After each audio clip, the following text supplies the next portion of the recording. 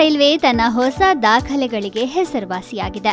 ವಿಶ್ವ ದರ್ಜೆಯ ರೈಲು ನಿಲ್ದಾಣವನ್ನು ನಿರ್ಮಿಸುವುದಿರಲಿ ಅಥವಾ ಕಾಶ್ಮೀರದ ಚೆನಾಬ್ ನದಿಯ ಮೇಲೆ ನಿರ್ಮಿಸಿರುವ ವಿಶ್ವದ ಅತಿ ಎತ್ತರದ ಕಮಾನು ಸೇತುವೆಯಾಗಿರಲಿ, ಭಾರತೀಯ ರೈಲ್ವೆಯ ಸಾಟಿ ಇಲ್ಲದ ಎಂಜಿನಿಯರಿಂಗ್ ಸಾಧನೆಗಳು ಎಲ್ಲೆಡೆ ಗೋಚರಿಸುತ್ತವೆ.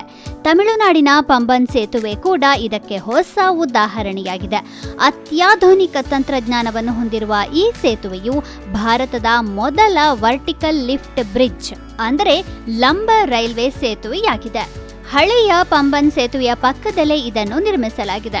ರೈಲು ಸಂಚಾರ ಇಲ್ಲದೇ ಇದ್ದಾಗ ಸೇತುವೆಯ ಸ್ಲ್ಯಾಬ್ ಅನ್ನು ಮೇಲಕ್ಕೆತ್ತಿ ಹಡಗುಗಳು ಕೂಡ ಕೆಳಗಿನಿಂದ ಚಲಿಸಬಹುದು ಎಂಬುದು ಇದರ ವಿಶೇಷ. ಹೊಸ ಪಂಬನ್ ಸೇತುವೆಯ ಮೇಲೆ 2 ರೈಲು ಹಳಿಗಳನ್ನು ಹಾಕಲಾಗಿದೆ. ಆದರೆ ಹಳೆಯ ಸೇತುವೆ ಒಂದೇ ಹಳಿಯನ್ನ ಹೊಂದಿತ್ತು. ಹೊಸ ಸೇತುವೆಯು ಈಗಿರುವ ಸೇತುವೆಗಿಂತ 3 ಮೀಟರ್ ಎತ್ತರದಲ್ಲಿದೆ. ಈ 2.05 ಕಿಲೋಮೀಟರ್ ಉದ್ದದ ಸೇತುವೆಯು ಅತ್ಯಾಧುನಿಕ ತಂತ್ರಜ್ಞಾನವನ್ನು ಸಹ ಹೊಂದಿದ್ದು, ಇದು ಎಲೆಕ್ಟ್ರೋಮೆಕ್ಯಾನಿಕಲ್ ನಿಯಂತ್ರಿತ ವ್ಯವಸ್ಥೆಯ ಮೂಲಕ ಕಾರ್ಯನಿರ್ವಹಿಸುತ್ತದೆ. ಇದನ್ನು ರೈಲು ನಿಯಂತ್ರಣ ವ್ಯವಸ್ಥೆಗೆ ಸಂಪರ್ಕಿಸಲಾಗಿದೆ. ಗಂಟೆಗೆ 58 ಕಿಲೋಮೀಟರ್ ವೇಗದಲ್ಲಿ ಗಾಳಿ ಬೀಸಿದರೆ ಸ್ವಯಂಚಾಲಿತ ಎಚ್ಚರಿಕೆ ಸಂಕೇತವನ್ನು ಹೊರಡಿಸಲಾಗುತ್ತದೆ ಮತ್ತು ರೈಲು ನಿಲ್ಲುತ್ತದೆ. ಯಾರಾದರೂ ರೈಲಿಗೆ ಹಸ್ತಚಾಲಿತವಾಗಿ ಸಿಗ್ನಲ್ ಕೊಟ್ಟರೂ ಕೂಡ ರೈಲು ಅಪಾಯದ ಸಂಕೇತವನ್ನು ಸ್ವೀಕರಿಸುತ್ತದೆ. ಈ ಹೊಸ ಸೇತುವೆಯ ಮೂಲಕ ರೈಲುಗಳು ಗಂಟೆಗೆ 80 ಕಿಲೋಮೀಟರ್ ವೇಗದಲ್ಲಿ ಚಲಿಸಲು ಸಾಧ್ಯವಾಗುತ್ತದೆ. ಹಳೆಯ ಸೇತುವೆಯ ಮೇಲೆ ರೈಲಿನ ವೇಗ ಗಂಟೆಗೆ 10 ಕಿಲೋಮೀಟರ್ ಮಾತ್ರ ಇತ್ತು.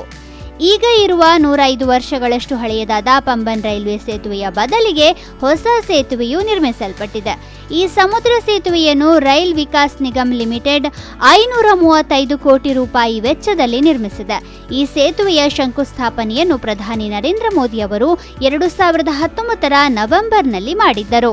ಈ ಸೇತುವೆಯಿಂದ ರಾಮೇಶ್ವರ ಧಾಮಕ್ಕೆ ತೆರಳುವ ಭಕ್ತರಿಗೂ ಕೂಡ ಸಾಕಷ್ಟು ಅನುಕೂಲವಾಗಲಿದೆ. ಧನುಷ್ಕೋಡಿಗೆ ತೆರಳುವ ಪ್ರಯಾಣಿಕರು ಕೂಡ ಈ ಹೊಸ ಸೇತುವೆಯನ್ನು ಬಳಸಬಹುದಾಗಿದೆ. ಈ ಸೇತುವೆಯ ಭದ್ರತಾ ಪರಿಸ್ಥಿತಿಯನ್ನು ಮತ್ತಷ್ಟು ಬಲಪಡಿಸಲು ಸಮಿತಿಯನ್ನು ರಚಿಸಲಾಗಿದೆ. ಇದು ರೈಲ್ವೆ ಪ್ರಯಾಣಿಕರ ಸುರಕ್ಷತೆಯನ್ನು ಮತ್ತಷ್ಟು ಬಲಪಡಿಸಲಿದೆ.